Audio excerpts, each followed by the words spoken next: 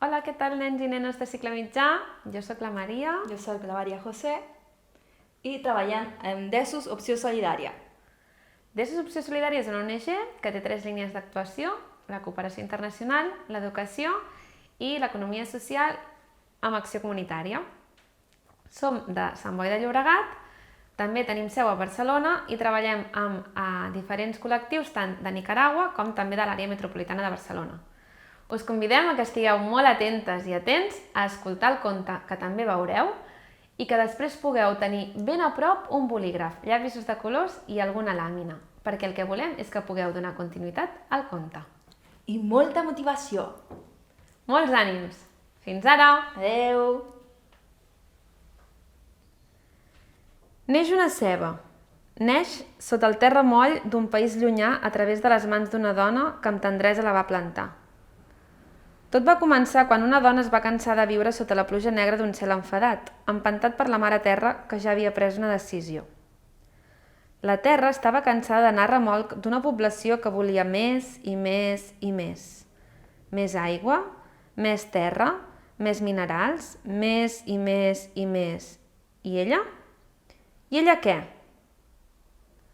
Aleshores, la terra va decidir parlar amb una part molt important de la seva estructura, el cel. Després d'una reunió llarguíssima, van decidir que havien de parar el ritme incessant de més i més i més que els humans els hi reclamaven perquè, a part d'estar esgotats, ja no podien sostenir més el ritme de demandes que cada dia, a cada moment, a cada minut, a cada segon, es feien cada cop més grans. Actuar.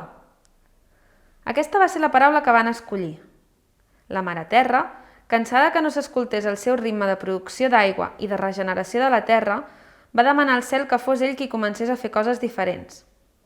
Van pensar que si tots aquells fums foscos, pudents i tòxics que estaven per tot arreu de la terra i que havia de gestionar com si parléssim d'una esponja que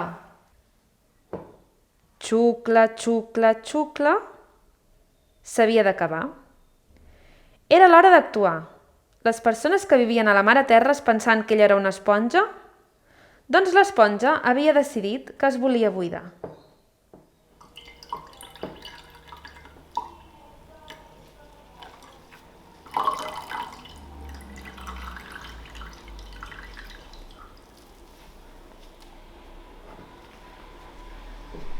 El cel, dia rere dia, va començar a retornar els fums negres que havien arribat fins a ell, a poc. Primer es tractaven de gotes d'un gris clar, un gris que mica en mica i dia rere dia es van enfosquint. Però res, no canviava res per part de les persones. El cel i la terra s'havien imaginat que les coses serien diferents, pensant que els humans imaginarien que la Mare Terra estava enfadada perquè no li feien cas i trista perquè cada cop estava més i més cansada. Però res. No canviava res. Va arribar el dia en què la Mare Terra i el cel es van tornar a reunir. Van concloure que el gris de la pluja no produïa cap canvi, doncs potser el negre, sense absorbir res del que els enviaven els humans a través de fums de cotxes, camions, avions, fàbriques de tots tipus, era la solució. Retornarem els gasos pudents que els humans generen i alhora rebutgen, i no et sobrevivirem res de res, van decidir. Ha començat l'hora que els trons i llamps ens ajudin perquè així també ens escoltin més. I a veure què passa. Durant molts dies, que es van convertir en setmanes, el cel semblava una mànega negra que no podia parar.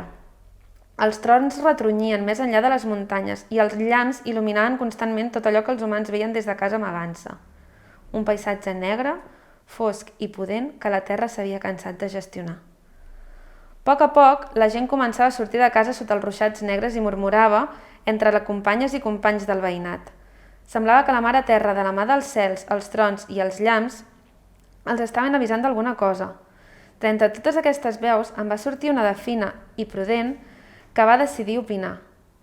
Va explicar de forma serena, pausada, però també ferma, que s'havia donat que la pluja, a part de ser fosca, feia la mateixa olor que quan caminava per la gran ciutat. A fum de cotxes! De seguida va aparèixer una altra veu que també volia participar. A mi em recorda la fàbrica del costat de casa que treballa fent peces de metall. Ràpidament, la gent va obrir mica en mica tots els seus sentits: l'olfacte, la vista, el tacte, el gust i l'oïda. El carrer feia pudor a fum, la pluja deixava tot allò que tocava fosc i llafiscós, i el menjar cada dia tenia menys gust, ja que gràcies a les àvies i als avis sabien que gairebé res del que s'havien menjat durant els últims temps tenia el gust que anys enrere, quan la Mare Terra estava contenta i feliç de ser la llar de tots els humans.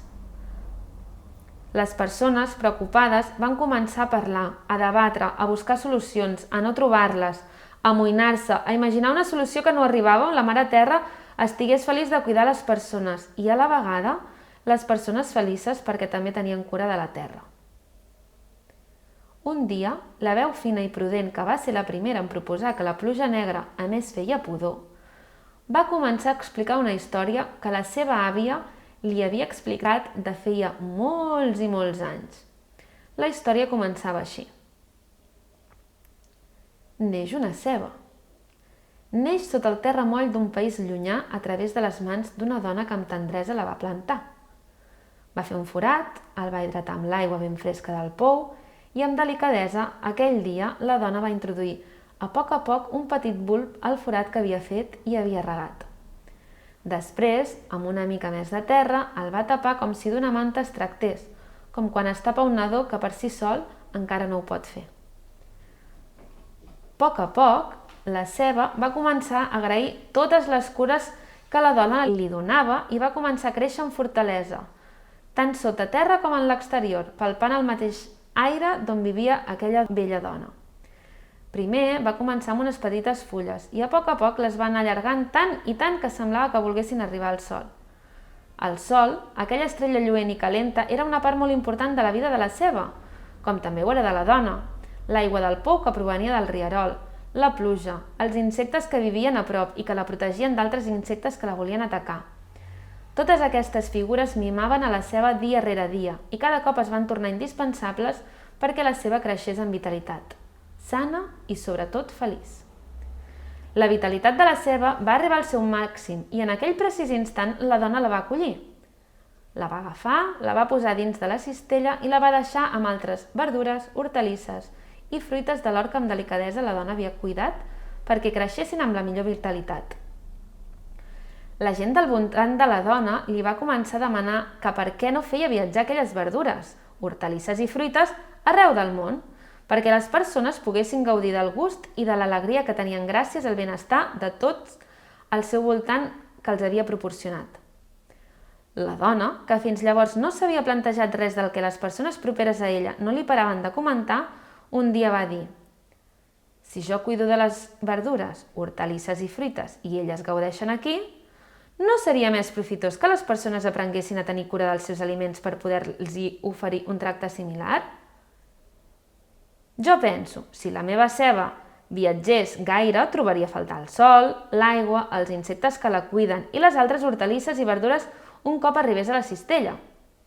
A més, la Mare Terra segur que estaria ben contenta i agraïda si volguéssim aprendre a cuidar el que tenim al màxim de llocs possibles. No trobeu? Quan la veu fina i prudent va acabar d'explicar la rondalla de la ceba i la dona, les persones que estaven allà reunides i tenien un enigma ben gran a resoldre i ben ràpid per tal de donar resposta i l'espai perquè la Mare Terra estigués feliç de cuidar les persones i també perquè les persones estiguessin felices perquè tenien cura de la Terra. Ara ja sabien què havien de fer. Actuar.